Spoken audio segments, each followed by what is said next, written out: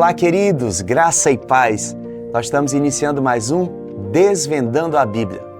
E no episódio do Desvendando a Bíblia de hoje, nós vamos tratar sobre a Arca da Aliança. A Arca da Aliança é um dos objetos mais conhecidos de toda a Bíblia. Ela já foi retratada em filmes, documentários e inspirou inúmeras teorias ao longo da história. Mas existe uma pergunta que poucas pessoas fazem. Por que Deus mandou construir a Arca da Aliança? Ela possuía algum poder sobrenatural? Por que ninguém podia tocá-la? O que havia dentro dela? E afinal, qual era o verdadeiro significado desse objeto para o povo de Israel? No Desvendando a Bíblia de hoje, nós vamos descobrir o contexto histórico, o propósito e o simbolismo da Arca da Aliança para nós no dia de hoje. Para entendermos a importância da Arca, primeiro precisamos voltar alguns séculos na história bíblica. Depois de libertar Israel da escravidão do Egito, Deus conduziu o povo pelo deserto em direção à Terra Prometida. Nesse período, Israel ainda não possuía um templo para adorar. Por isso, Deus ordenou a Moisés a construção do tabernáculo, um santuário móvel, onde o povo aprenderia a adorá-lo durante toda a caminhada. E cada detalhe daquele tabernáculo tinha um propósito. As cortinas, os altares, os utensílios, e nada estava ali por questões aleatórias ou apenas estéticas. Tudo ali apontava para verdades espirituais e revelava aspectos do relacionamento entre Deus e o seu povo. E entre todos aqueles objetos havia um que ocupava um lugar mais importante. Esse objeto era a Arca da Aliança. E como era a Arca da Aliança? Em Êxodo capítulo 25, Deus não apenas ordena que a arca seja construída, mas Ele determina cada detalhe daquele objeto. Ela deveria ser feita de madeira de acácia, conhecida por sua resistência, e revestida completamente de ouro puro, tanto por dentro quanto por fora. Nas laterais havia 4 argolas de ouro, por onde eram passadas 2 varas de madeira. Essas varas nunca deveriam ser retiradas. Isso porque a arca jamais poderia ser carregada diretamente pelas mãos. Somente os levitas tinham autorização para transportá-la, seguindo orientações muito específicas dadas por Deus. Sobre a arca ficava uma peça chamada propiciatório. Era uma tampa de ouro sobre a qual estavam 2 querubins com as asas estendidas um em direção ao outro. E é justamente nesse ponto que encontramos um detalhe muito importante. Muitas pessoas acreditam que Deus habitava dentro da arca, mas a Bíblia nunca afirmou isso. Êxodo 25, 22, Deus declara: ali virei a vocês, e de cima do propiciatório falarei com vocês. A arca não era a presença de Deus.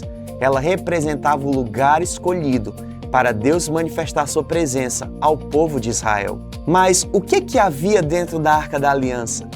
Um detalhe muito importante a respeito da arca, Hebreus 9 nos ajuda a compreender isso. Associados à arca estavam 3 elementos extremamente importantes para a história de Israel. As tábuas da lei, elas representavam a aliança que Deus estabeleceu com o seu povo no Monte Sinai. O vaso contendo maná, que lembrava que Deus sustentou Israel diariamente durante 40 anos no deserto. E por último, a vara de Arão que floresceu. Essa vara simbolizava que Deus havia escolhido Arão para exercer o sacerdócio diante da nação de Israel. Perceba que esses objetos não eram simples lembranças. Cada um deles representava momentos fundamentais da caminhada de Israel e servia como um testemunho da fidelidade de Deus ao longo dessa caminhada. A Arca da Aliança tinha algum poder? Essa talvez seja uma das maiores dúvidas sobre esse assunto, e a resposta é não. A Bíblia nunca afirma que havia algum poder na madeira, no ouro ou na própria arca. O poder sempre pertenceu a Deus. A arca era um símbolo de que a presença de Deus estava no meio do seu povo. A arca era um símbolo da presença e da aliança. Por isso ela aparece em momentos marcantes da história bíblica. Na travessia do Rio Jordão, na conquista de Jericó, em diversas ocasiões importantes para Israel, ela aparece.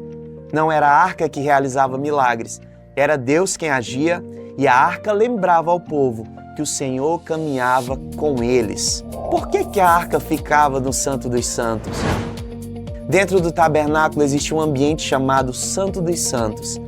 Era o lugar mais sagrado de toda a estrutura do tabernáculo. Ali naquele lugar permanecia a Arca da Aliança. E somente o sumo sacerdote podia entrar naquele lugar. Isso acontecia somente uma vez por ano, no dia da expiação. E esse acesso limitado não existia porque Deus desejava manter distância das pessoas. Na verdade, ele mostrava algo muito maior: a santidade de Deus e a gravidade do pecado. Era uma forma de Deus ensinar ao povo que ninguém poderia se aproximar dele de qualquer maneira. E a arca, ela aponta para Cristo? Essa é uma boa pergunta que nós temos que fazer.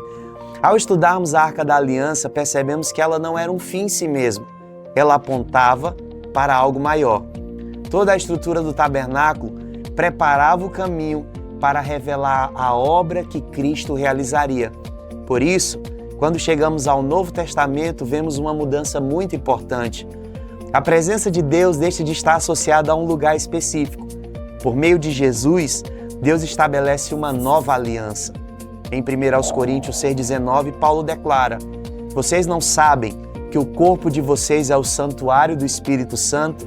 A presença de Deus já não está ligada a um objeto sagrado.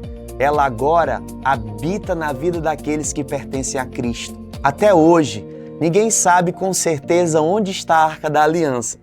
Existem diversas teorias sobre o seu paradeiro, mas a Bíblia não revela o que aconteceu com ela. E talvez isso nos ensine uma importante lição. O mais importante nunca foi encontrar a arca. O mais importante sempre foi compreender aquilo que ela representava. Ela apontava para a presença de Deus, para a sua santidade e para a aliança que ele desejava estabelecer com o seu povo. E essa promessa alcança o seu cumprimento definitivo em Jesus Cristo, por meio de quem hoje nós temos livre acesso à presença do Pai. Então a arca era esse símbolo físico da presença de Deus.